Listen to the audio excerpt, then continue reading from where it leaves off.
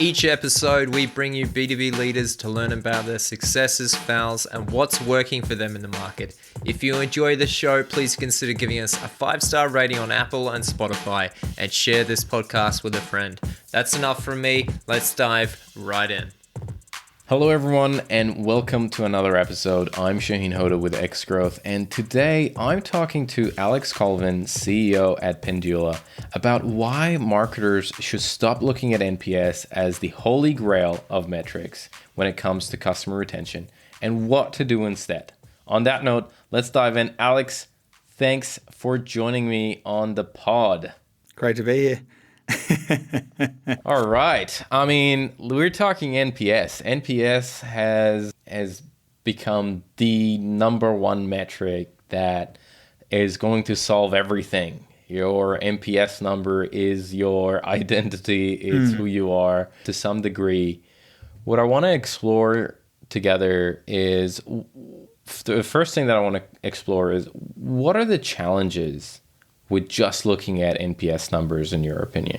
The core focus that I really encourage our team to think about whenever we're looking at solving some of our customers' problems, and we're always focused on one thing, and it's retention. Right? It's really well related to what NPS was really designed for in the first instance, and that is to understand you've got a customer base of X thousand customers, and some of them are walking out the door every month, and it's trying to understand, well, who's going to do that and why are they doing it? Now, NPS is certainly not something that should be dismissed. It's a fantastic kind of leading indicator of what can happen.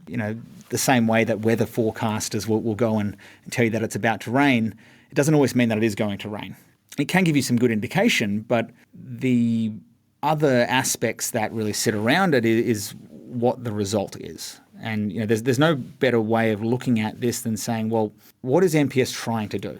Effectively, what it's trying to do is it's trying to give you an indication where you're going to lose customers or gain new customers as a result of customers churning or customers referring new customers to come and join your business. Now, the failing in that, being a single point of reference, is that it doesn't give you the full picture of what is happening, right?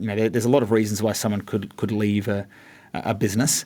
Could be anything from personal circumstance to a competitor having a better offer out in the market to a poor customer experience. And ultimately, the challenge that you have is that you'll find yourself thinking about, well, how do I gear my engine towards making one stat better? I see this time and time again, where you'll have a marketer saying, if you can improve my NPS score by X points, then I'm going to look like a hero. And the reality is, and I always focus on every single ROI that we create, it all comes down to one thing, which is kind of lost, but a really simple concept is your business going to make more or less money than it did the day before? That's a pretty simple concept, right? We're all here to have a great time and still have purpose, but ultimately these collections of people that we're creating into companies are here to turn a profit. Or, obviously there is other streams which are less focused on that, but the majority of us, particularly I'm sure your audience, is focused on being able to market and increase the profitability of a business. Now, if we think about that in its core setup, we need to step back into kind of some of the core maths that sit underneath that. Now, the first concept is, why is retention really good? The interesting thing is that retention and acquisition are really closely tied. And that is what NPS is trying to do. What it's trying to say is, if you've got a customer and they're going to refer another customer, your cost of acquisition is going to go down, right? So that's a big tick. The thing that it fails to demonstrate, though, is how much a customer is going to cost to serve to offboard if they don't stay. Now, if you blend in that aspect to the equation, you start to miss a few key principles, and that is, well, what's happening at those leading moments that could lead to a churn? Just because you're saying that you might refer someone at the point of purchasing a service or at the end of a really positive phone call doesn't mean that you've been unhappy at lots of other points in the journey. Stepping back starts to create a much broader picture. We're starting to sit here and saying, well, whilst our customer A may have been willing to recommend us to their friend a month ago, The fact that our service got cut off for a day for a technical problem 2 days ago could have completely changed the view of that customer to the point that they're willing to churn, right? That it can change that quickly as a result on that. And this is kind of where the problem of NPS lies. It'll give you a great guide of the health of your customer base, but it won't actually give you a very good guide of ultimately the most important metric here, which is your customer lifetime value equation. And then that is the direct correlation to your revenue that's sitting through there. No better analogy, and I think we spoke through this last time, much more morbid example. We look at the Space Shuttle Columbia disaster. They had the same fallacy. That they took all these data points. We've just launched a space shuttle into space, and we've had there's been some damage to the outside of the ship, and all the engineers did what they do best. They collate millions of data points, and then what happens is they need to synthesize. They synthesize again, and they summarize to the point where effectively the action is summarized on a PowerPoint presentation. We're doing the same thing as marketers here. We're taking all this data and summarizing to the point where we're saying this is the answer. This tells me that my customer base is healthy. And what we're doing is we're missing some key things because we're not summarizing, we're actually ignoring some of the key data points. And there's probably no better way to put that.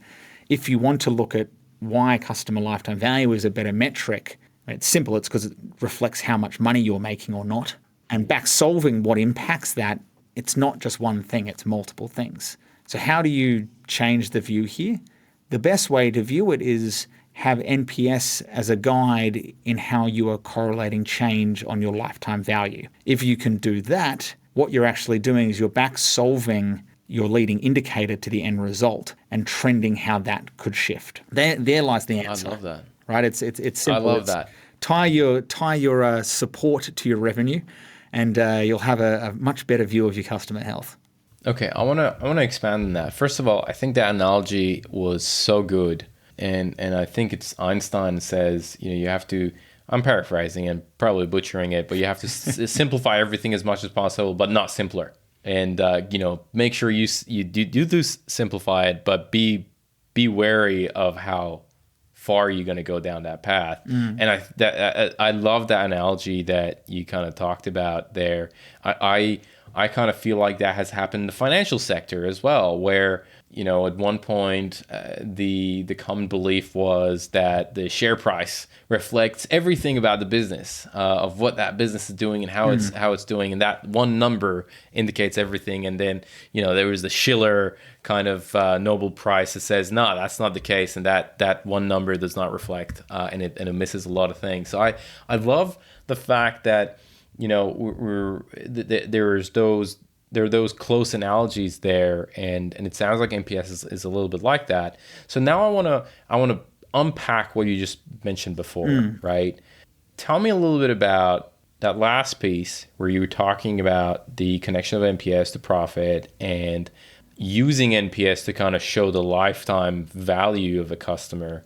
How is your approach to retention different than how other businesses or marketers kind of look at retention?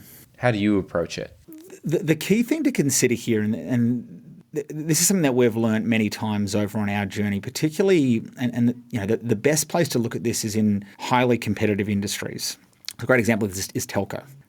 Effectively, that industry has got to the point where everyone is selling the same product. There's not a lot of differentiation, so much so that the differentiation that a lot of these businesses are trying to provide has nothing to do with the core service that they're actually providing. Now, when you talk about retention, the easiest way to think about this is you're a business that has these customers, right? You've got, 1 million customers sitting in your house today. Now, tomorrow, for some reason, if your churn rate is 2%, 20,000 people have walked out the door in a month. And you're sitting there and saying, well, hold on, we had 1 million customers, now we've got 20,000 less the next day. Why did that happen? How do we figure out how to stop that? Because not only do we have to replace the 20,000 we've just lost, we've then got to pay to find them, and our net result is we're in the same position we were last month. So the key thing about retention is it begins in a really simple concept, which is, why are your customers leaving? Right?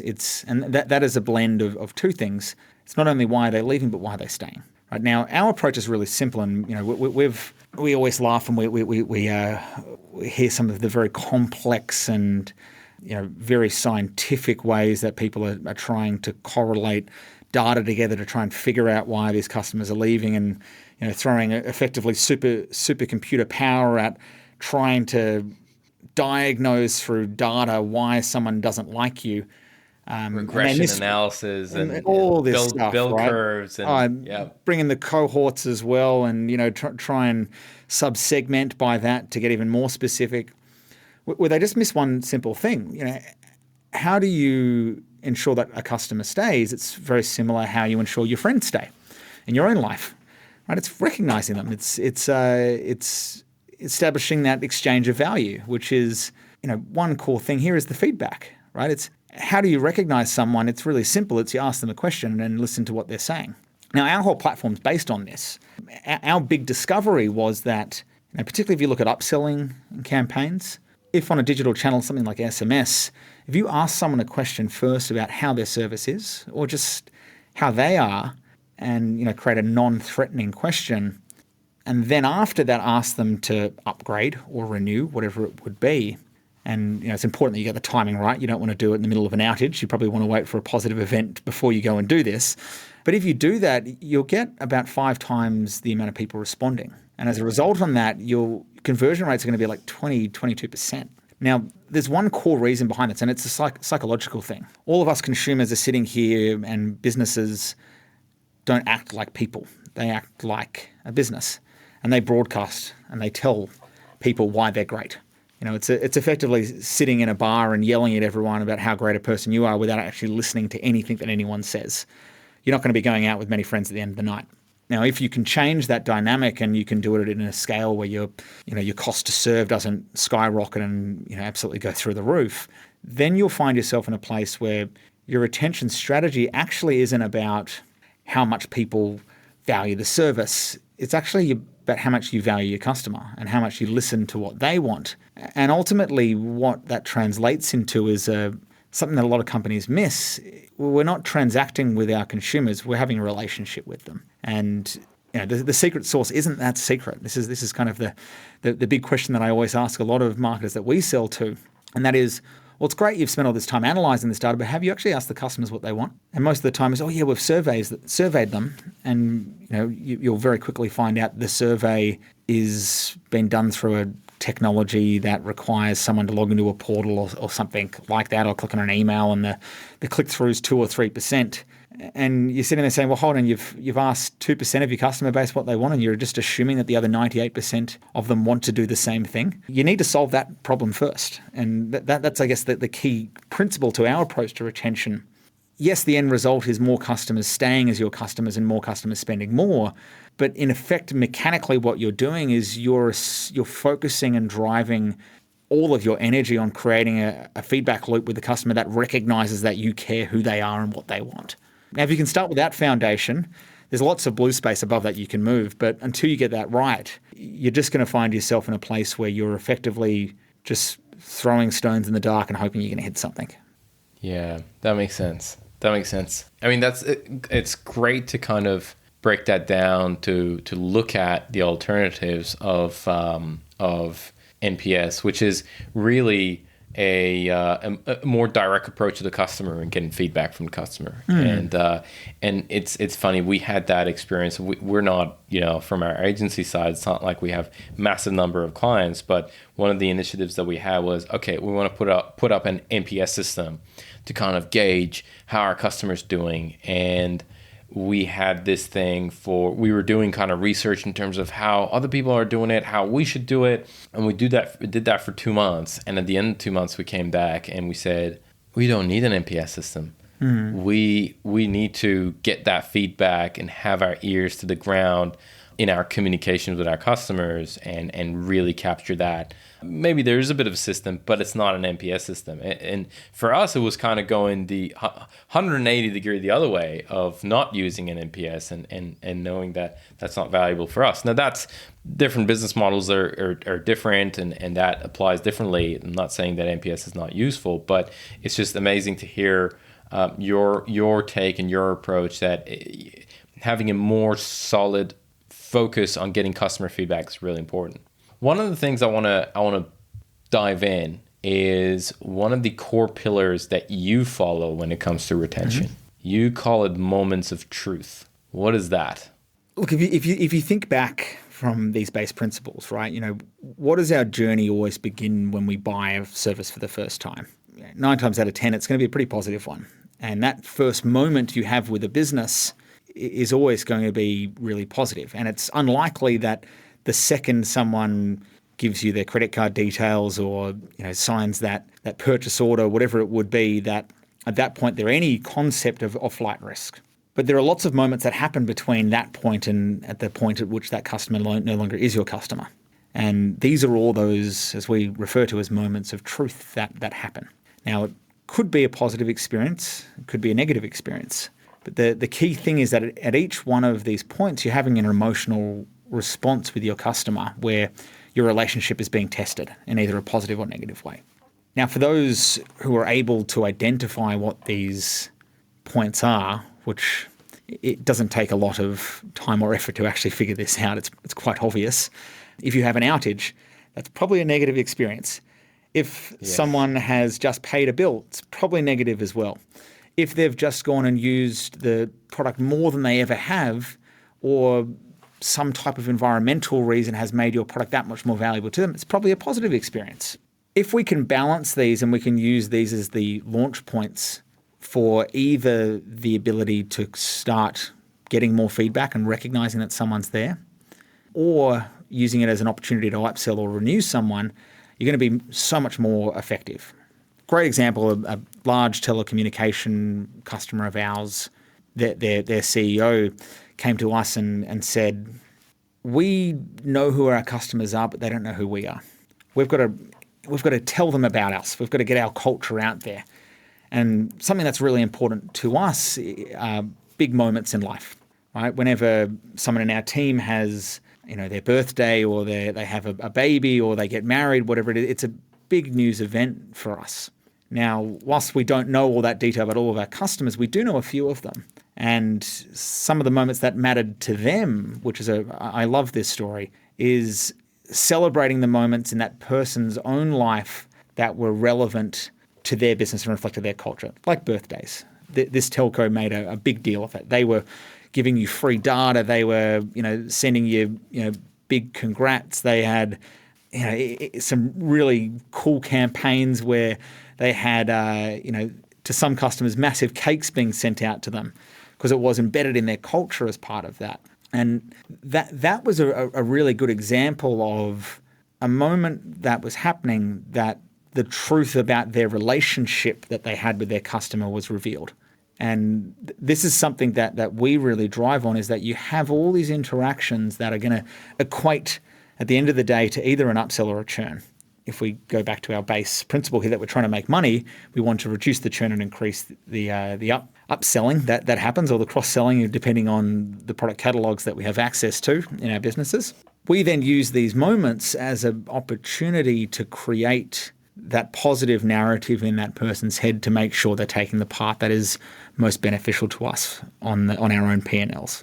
And that's the key takeaway. Now, a thing that we've done, and we've now communicated with pretty much 80% of the Australian population in some way or form through our customer base. There's millions of retention-based communications flying out all over the world from the Pendula platform on a monthly basis now.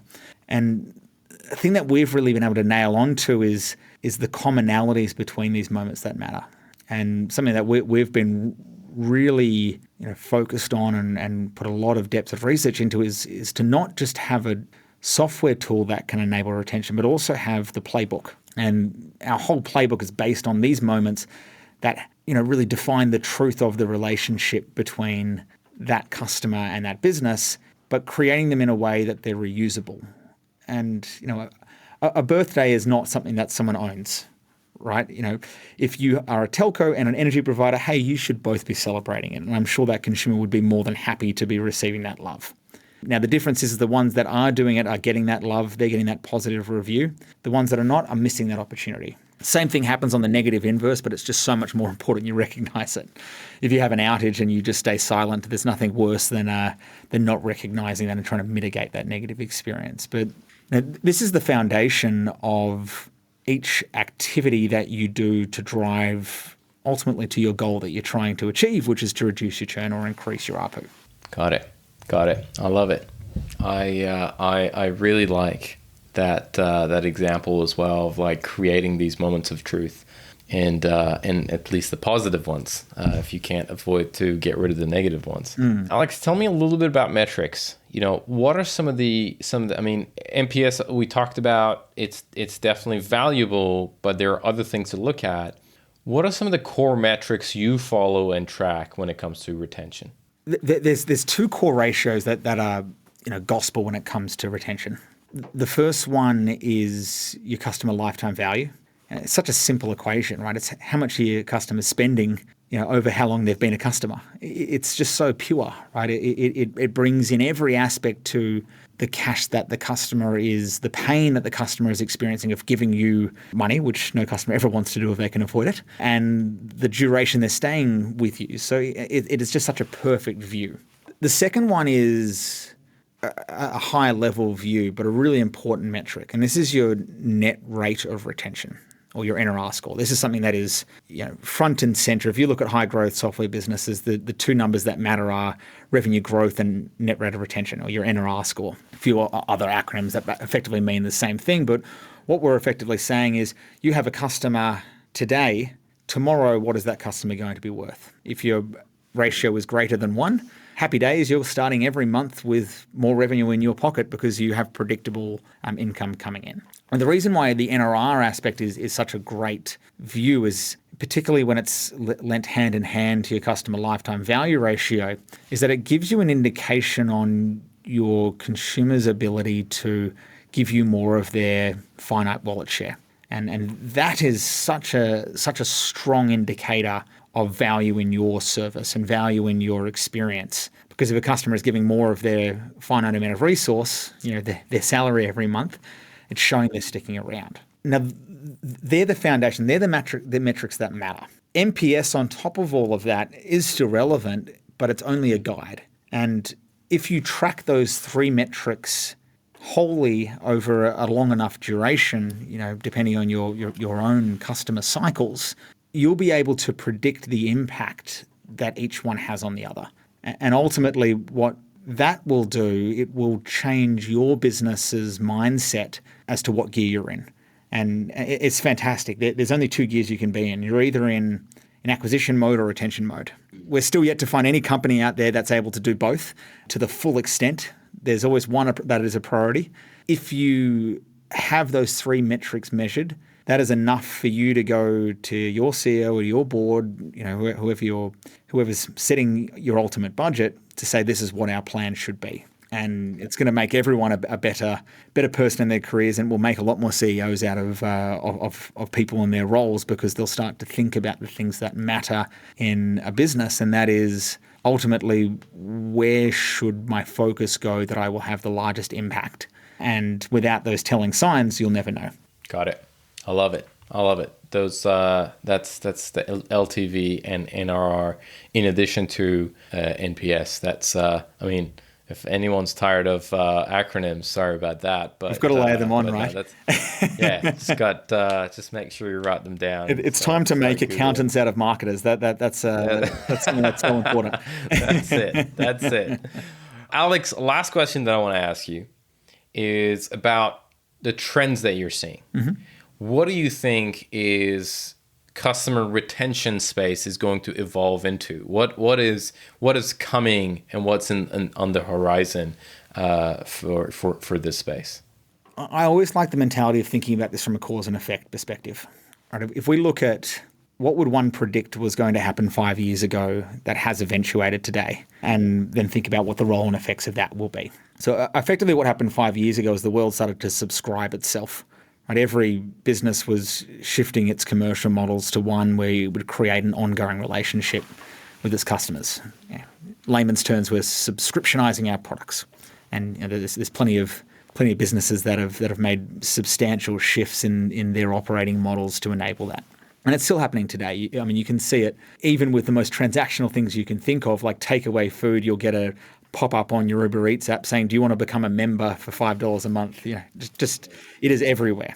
Now, the downstream trend that will be affected by that, and this is a really key thing, what ultimately is happening is transactional businesses are now becoming more and more subscription orientated. And as a result on that, the relationship that you have with your customers is drastically changing in two ways. The first way is something that needs to be managed, and this is really going to be the challenge of the marketer in the next 5 to 10 years, and that is the constant reinforcement of value. Because a customer is now finding itself in a place where it is seeing a financial impact to its own bank account every month that it's paying for these subscription services, the value needs to be reiterated again and again and again and again. So a consumer isn't looking at their bank statement one month and saying, wow, am I still getting value from that service? Maybe I'm not, I'll just cancel it. That translates back to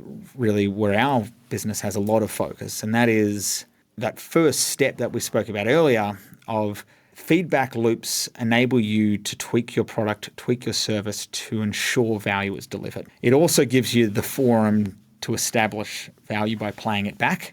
And just like a lot of the old marketing views of you had to get 6 impressions before you'd get a purchase, it's still relevant, but just in a different view. You're going to be so focused on establishing value with your customers and reiterating that value with your customers that it's going to be the constant push of the marketer to ensure that they are able to find opportunities or moments that will enable them to establish that value. And that ultimately is going to translate to a place where, effectively, CEOs of the new world will be thinking about the impact of this subscription model to their business. And they're going to be saying, if I nail retention, it will lower my costs to acquire. And the reason it will lower my cost to acquire is because more customers will refer new customers. I won't need these hugely expensive outbound marketing campaigns to facilitate the same growth that I had previously. And secondly, you'll have less customers to replace. That layered on then with just broadly the cost to serve a disgruntled customer is going to have leaders of businesses effectively trying to find ways to keep a relationship with their customers where they are never forgetting the value. So if I'm to summarize that at a high level, the trend that will enter, particularly in the world of marketing in the next 5 to 10 years, will be value reinforcement. And that term will become very prevalent as time goes on. And it's an impact of what's happened over the last 5 and 10 years, which is this commercial model change and the change in relationship between a customer and its businesses that are supplying its services or products. Value reinforcement. I love that. You heard it here first, people. That is, I love it. I love it. And it makes sense. It makes sense. I mean, everybody's going towards subscription. I mean, I think that the most recent and biggest announcement was CNN. CNN's gone subscription. There's conversations about Twitter going on a subscription model. And it's value reinforcement of your subscription model is going to be key. And that's so fascinating to think about. And it's kind of not, I feel like it's not anymore about what's next in retention. It's really what's next in the SaaS economy, in the software economy, where it's, we went from one-off transactions to a more regular subscription model, and now the next phase is going to be value reinforcement. So you don't lose them because now everybody's on SaaS, and that space is saturated. So you need to really figure out a way to retain that. I love that. That's awesome. Okay, now I want to ask you, Alex, a couple of rapid fire questions before we wrap up. You ready for that? Let's do it. Okay, let's do it. All right, the first question I got is, what is one resource? It could be a book, a blog, a podcast, a talk, whatever it is, that has fundamentally changed the way you work or live or your outlook towards life. Having a CFO. Having a CFO, is that because of all the the visibility in the business and what that brings to the table? Is that I mean, they just change. What a CFO does is it enables you to understand how best you can allocate your resources. Every business is just a massive opportunity cost equation. They uncover what those opportunities are and allow you to make the decision on what things you won't do and what things you will do, and hopefully you're picking the things that'll do the best thing for you. got it? That by far is the best resource and person that I rely on, on a daily, weekly, monthly basis. That's awesome. That's awesome. Any recommendation for books or anything that you've come across that it's been had a big impact? Particularly for those who manage people and who are growing their own businesses, there's a book, The Hard Thing About Hard Things. It's Horowitz wrote it. It teaches you how to tell people hard things and get people to do things that may not seem like they have a very high likelihood of coming off. Such an important life lesson to be able to, deploy out in your own life, and some great lessons in that. I love that book. There's just so many good things in that book and so many golden nuggets. Thank you for that. All right, question number 2. If you could give one advice to marketers, what would that be? Understand financial statements and the impact that you're going to have on them. You'll get so much more budget. You'll get so much more backing. Understanding the mechanics of a business is so important. A thing that I come across so common is that marketers are so focused on what the customer wants and are actually always they sometimes forget about what the business needs, and are shocked sometimes when they're not resourced as well as they think that they should be. So communication is key, and understanding why, understanding how, and understanding the effect of doing the why and how is going to make a better marketer of everyone. Question number 3. Who are some of the influencers that you follow? I'm actually not big on following influencers. One thing that I do, and this is something that has been invaluable, is building relationships with people who are in similar journeys as yourself and trying to help solve that. And it is fascinating. One thing that I did experience when creating our business was how you would line up with so many other businesses in a similar size cohort to yours, but doing so many different things. And what that has done is enabled learnings on things that we haven't had to then experience. We can see how others have done it. Want to internationalize a business? Go and talk to someone who's gone and done it. You're going to go and hire an entirely new sales team. Go and speak to someone else who's done that. You want to hire a strategist into your business. Talk to someone else who's done it. That seems to be the best point for that. The reason I don't see as much value in influencers is ultimately the tactical point in which you are on in your journey. Whilst it's really nice to have a North Star and a guiding star, people will only ever be able to relate to where you're at if they're in a similar position. It's really difficult to go and talk to someone who is top of industry or a veteran of industry and then ask them how would they do it. The reality is what you're going through has probably changed so much by the time that you're going through it than compared to when that influencer went through it. The other view that I have as well is that it is far too easy to become an influencer these days. Humbleness is rare, and as a result on that, the way that you can differentiate and grow a business faster than others is to operate on information that is not available to everyone. At the end of the day, what we're entering right now is an information war, and if you can access more bespoke, more valuable information, then you should outperform your peers who have the same information as everyone else. Are there certain circles that you're part of? You talk about this network of people that you kind of talk to. Is that through kind of organic, or you've made some strategic decisions to become part of certain groups and certain communities, or it's just been really organic? I wish I was. I wish I had the foresight to go and purposely put myself in the situation that we would have gotten that. But I mean, honestly, it is all organic. As you go through each phase, the groups get bigger and bigger. You get a business to a point where you're funded through a venture capitalist. They have multiple businesses that are through the same journey. You do an event. It just organically happens on the journey. You could be just starting out and you're in an incubator and you've got those people there. It's just a very organic thing.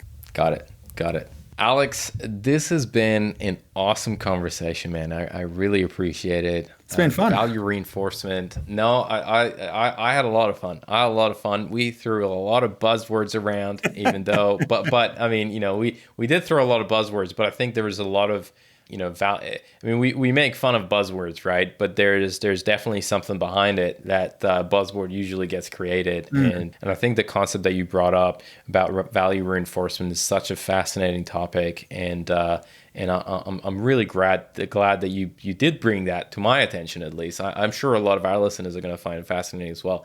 But I want to just say thank you for coming on the pod and looking forward to the next round. Yeah, great to chat, and who knows where the paths will cross into the future, and maybe we'll all be realizing our value at that point. Absolutely. Thanks a lot, Alex. Beautiful. Thanks so much, mate. This episode of Growth Colony was produced by Alexander Hipwell. It was edited by Dave Samito, with additional editing and music arrangement also by Alexander Hipwell. Special thanks to Tina Wabe and Rod Hoda. We couldn't make this show without you. The show is hosted by Shahin Hoda. If you enjoyed the episode, subscribe wherever you get your podcasts and leave a 5-star rating on Apple or Spotify. And maybe even share the pod with a friend if you loved it that much. Thanks again for all the support and looking forward to seeing you again in the next one.